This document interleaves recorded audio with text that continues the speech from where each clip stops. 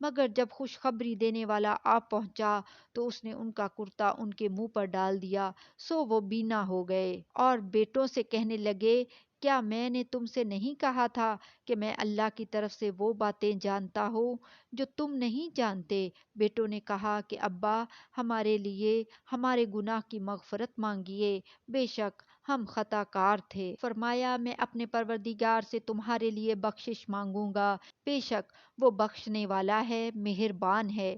پھر جب یہ سب لوگ یوسف کے پاس پہنچے تو انہوں نے اپنے والدین کو اپنے پاس جگہ دی اور کہا، مصر میں داخل ہو جائیے، اللہ نے چاہا تو امن و امان سے رہیے گا، اور اپنے والدین کو تخت پر بٹھایا اور سب ان کے آگے سجدے میں گر پڑے۔ اور اس وقت یوسف نے کہا، ابا جان، یہ میرے اس خواب کی تعبیر ہے جو میں نے پہلے بچپن میں دیکھا تھا۔ میرے پروردگار نے اس کو سچ کر دیا اور اس نے مجھ پر بہت سے احسان کیے ہیں کہ مجھ کو قید خانے سے نکالا، اور اس کے بعد کہ شیطان نے مجھ میں اور میرے بھائیوں میں فساد ڈال دیا تھا، آپ کو گاؤں سے یہاں لایا۔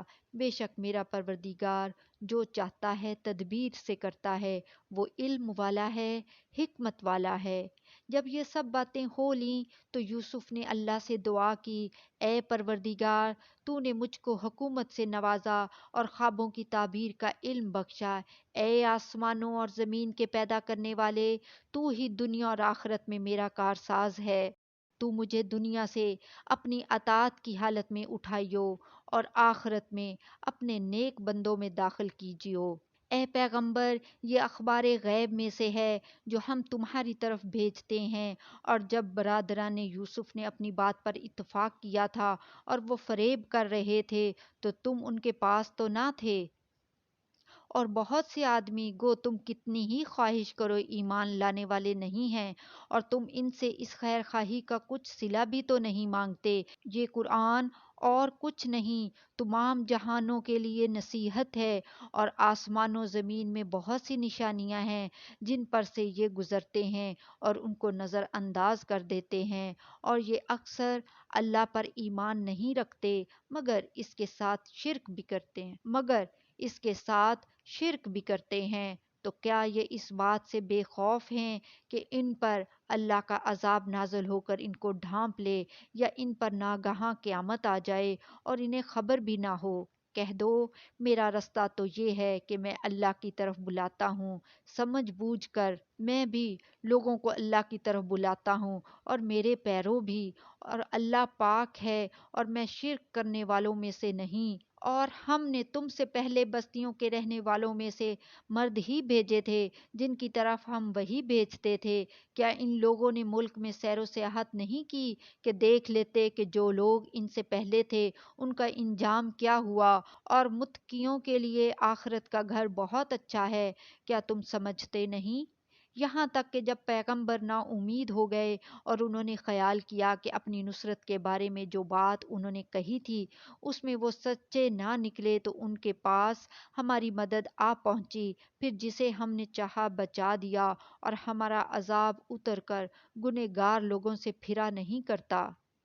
ان کے قصے میں عقل مندوں کے لیے عبرت ہے۔ یہ قرآن ایسی بات نہیں ہے جو اپنے دل سے بنائی گئی ہو، بلکہ یہ کتابیں اس سے پہلے نازل ہوئی ہیں، ان کی تصدیق کرنے والا ہے، اور ہر چیز کی تفصیل کرنے والا، اور مومنوں کے لیے ہدایت اور رحمت ہے۔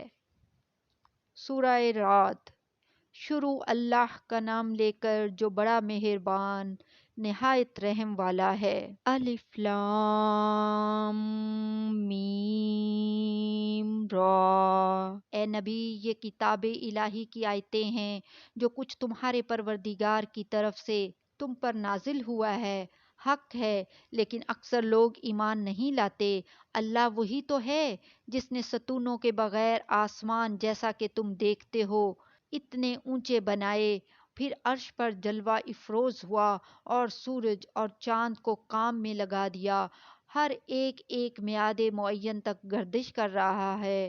وہی دنیا کے کاموں کا انتظام کرتا ہے، اس طرح وہ اپنی آیتیں کھول کھول کر بیان کرتا ہے کہ تم اپنے پروردگار کے روبرو جانے کا یقین کرو، اور وہی ہے جس نے زمین کو پھیلایا اور اس میں پہاڑ اور دریا پیدا کیے اور ہر طرح کے میووں کی دو دو قسمیں بنائیں، وہی رات کو دن کا لباس پہناتا ہے۔ غور کرنے والوں کے لیے اس میں بہت سی نشانیاں ہیں۔ اور زمین میں کئی طرح کے قطعات ہیں ایک دوسرے سے ملے ہوئے، اور انگور کے باغ اور کھیتی اور کھجور کے درخت، بعض کی بہت سی شاخیں ہیں اور بعض کی اتنی نہیں ہوتی، باوجود یہ کہ پانی سب کو ایک ہی ملتا ہے، اور ہم بعض میووں کو بعض پر لذت میں فضیلت دیتے ہیں، اور اس میں سمجھنے والوں کے لیے بہت سی نشانیاں ہیں۔ اگر تم عجیب بات سننی چاہو تو کافروں کا یہ کہنا عجیب ہے کہ جب ہم مر کر مٹی ہو جائیں گے تو کیا از نو پیدا ہوں گے؟ یہی لوگ ہیں جو اپنے پروردگار سے منکر ہوئے ہیں، اور یہی ہیں جن کی گردنوں میں طوق ہوں گے، اور یہی اہل دوزخ ہیں کہ ہمیشہ اس میں جلتے رہیں گے۔ اور یہ لوگ بھلائی سے پہلے تم سے برائی جلدی سے مانگتے ہیں، یعنی طالب عذاب ہیں، حالانکہ ان سے پہلے عذاب واقع ہو چکے ہیں، اور تمہارا پروردگار لوگوں کو باوجود ان کی بے انصافیوں کے معاف کرنے والا ہے، اور بے شک تمہارا پروردگار سخت عذاب دینے والا ہے۔ اور کافر لوگ کہتے ہیں کہ اس پیغمبر پر اس کے پروردگار کی طرف سے کوئی نشانی کیوں نازل نہیں ہوئی؟ اے نبی، تم تو صرف خبردار کرنے والے ہو، اور ہر ایک قوم کے لیے رہنما ہوا کرتا ہے۔ اللہ ہی اس بچے سے واقف ہے جو عورت کے پیٹ میں ہوتا ہے، اور وہی پیٹ کے سکڑنے اور بڑھنے سے بھی واقف ہے، اور ہر چیز کا اس کے ہاں ایک اندازہ مقرر ہے۔ وہ چھپی اور ظاہر چیزوں کا جاننے والا ہے، سب سے بزرگ ہے، عالی رتبہ ہے۔ کوئی تم میں سے چپکے سے بات کہے یا پکار کر، یا رات کو کہیں چھپ جائے، یا دن کی روشنی میں کھلم کھلا چلے پھرے، اللہ کے نزدیک برابر ہے۔ اس کے آگے اور پیچھے اللہ کے چوکی دار ہیں جو اللہ کے حکم سے اس کی نگرانی کرتے ہیں۔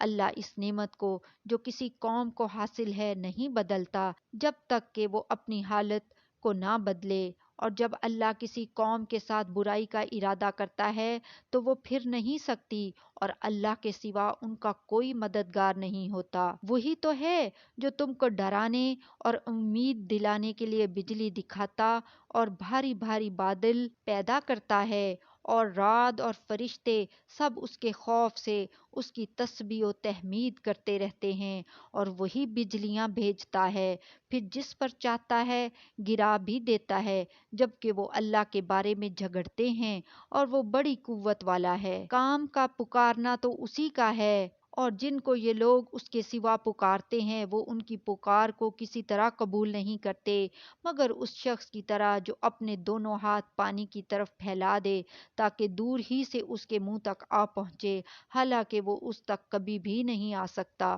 اور اسی طرح کافروں کی پکار بیکار ہے، اور جتنی مخلوقات آسمانوں اور زمین میں ہے خوشی سے یا ناخوشی سے اللہ کے آگے سجدہ کرتی ہیں، اور ان کے سائے بھی صبح و شام سجدے کرتے ہیں۔ ان سے پوچھو کہ آسمانوں اور زمین کا پروردگار کون ہے؟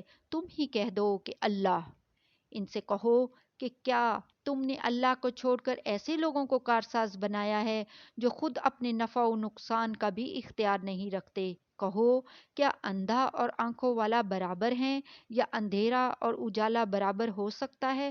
بھلا ان لوگوں نے جن کو اللہ کا شریک مقرر کیا ہے، کیا انہوں نے اللہ کی سی مخلوقات پیدا کی ہیں جس کے سبب ان کے لیے مخلوقات مشتبہ ہو گئی ہیں؟ کہہ دو کہ اللہ ہی ہر چیز کا پیدا کرنے والا ہے، اور وہ یکتا ہے، بڑا زبردست ہے۔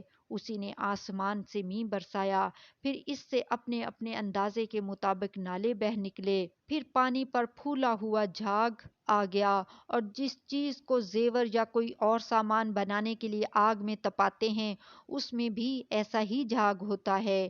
اسی طرح اللہ حق و باطل کی مثال بیان فرماتا ہے، سو جھاگ تو سوکھ کر زائل ہو جاتا ہے، اور پانی جو لوگوں کو فائدہ پہنچاتا ہے وہ زمین میں ٹھہرا رہتا ہے۔ اسی طرح اللہ صحیح اور غلط کی مثالیں بیان فرماتا ہے تاکہ تم سمجھو۔